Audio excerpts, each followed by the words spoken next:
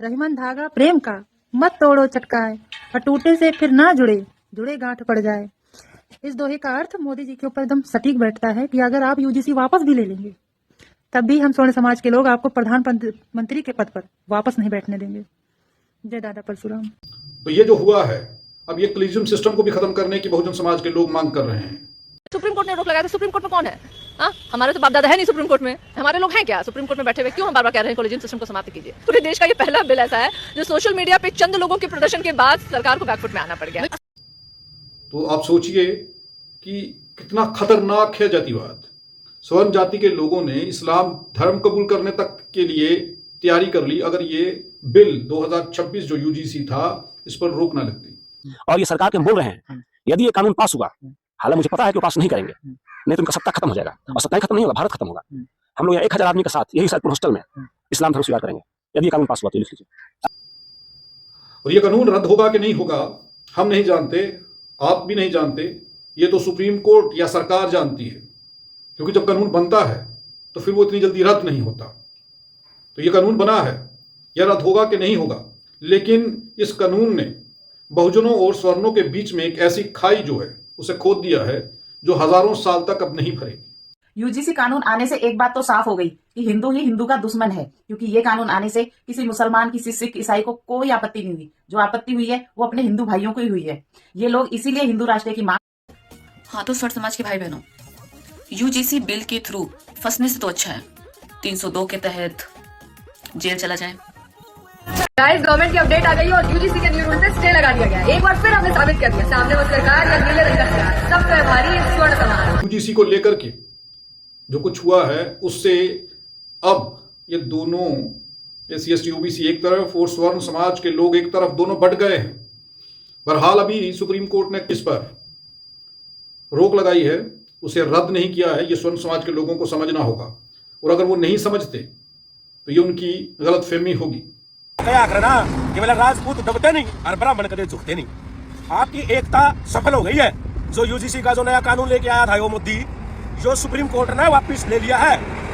हम भाई राजपूत, हाँ, राजपूत का मतलब होता है राजाओं के पुत्र, राजपुत्र, या मना उपाधि मिल रही है और जाति से हम क्षत्रिय हैं। हाँ, वो कौन आरक्षण वाले आरक्षण देना हो जिब तो छोटले बन जावा सूत्र और मुंह बना हम लोग ना हमारा कौन चाहिए कुछ भी।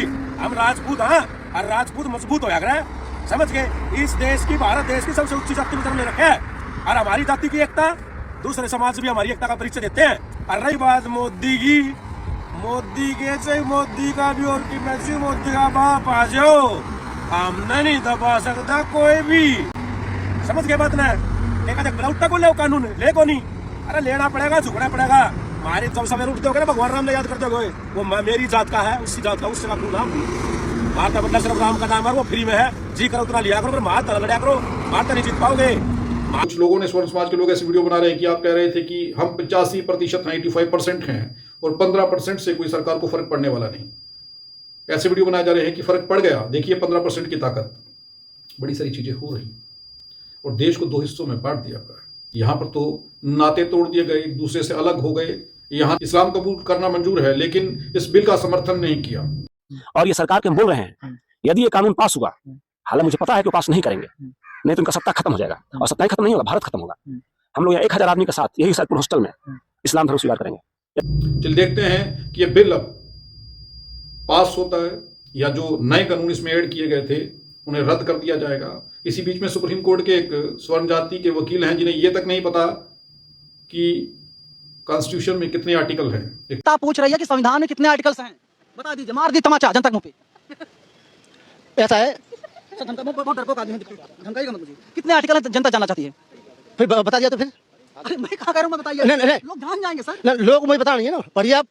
लोग पूछ रहे हैं वकील साहब, नहीं आप पढ़िए ना, एक बार बोल देते इतना आर्टिकल, आप पढ़िए ना पहले। आप गुस्सा बता रहा हूँ मैं, आप एक लग रहा है, मैं कह रहा हूँ, आप बताइए कितने आर्टिकल हैं। नहीं मेरी बात सुनिए आप, मेरे साहब सुप्रीम कोर्ट में हम लोग खड़े हैं, सुप्रीम कोर्ट परिसर में खड़े होकर के आप काले कोर्ट में हैं और आप बता नहीं पा रहे हैं कितने आर्टिकल हैं। ये बड़े शर्म की बात है, मुझे शर्म आ रही है कि मैं किस आदमी से बात कर रहा हूँ, कितने बड़े वकील से बात कर रहा हूँ मैं। गड़ा सोच है, सोच आपके अंदर बहुत गड़ा हो चुकी है। आप जनरल कास्ट के अगेंस्ट, सर मैं तो हाथ जोड़ा हूँ आपके सामने, आप बता दीजिए ना। आप जनरल कास्ट के लोगों ने आपका क्या बिगाड़ा है? आपने नहीं, आप जिस हिसाब से क्वेश्चन करो नहीं।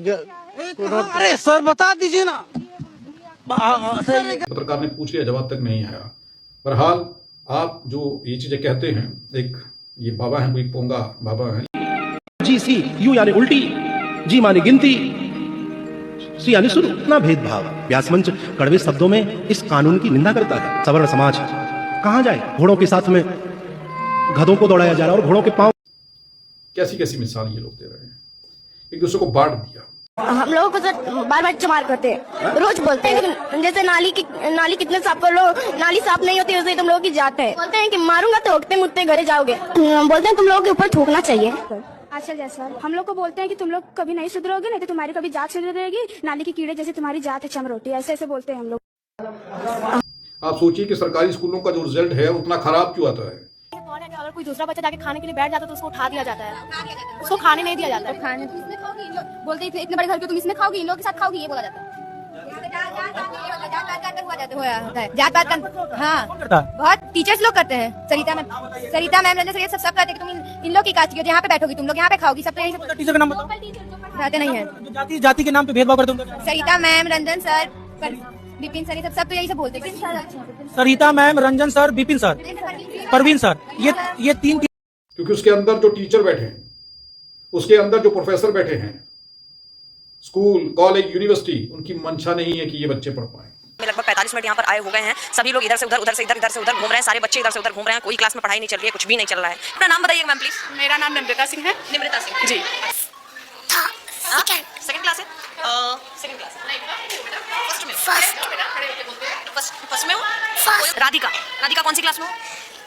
Second class. कौन सी क्लास में हो? 8th क्लास में। तो मुझे बताओ कि मुझे कौन सी पोएम सुना रहे हो? एबीसीडी नहीं, पोएम सुननी है मुझे। इंग्लिश बताओ, व्यंजन सुनाओ। बैंगन, ब्रिंजल का मतलब बैंगन होता है। तो तुम्हें पता है स्वर व्यंजन क्या होते हैं? स्वर एंड व्यंजन क्या होते हैं पता है?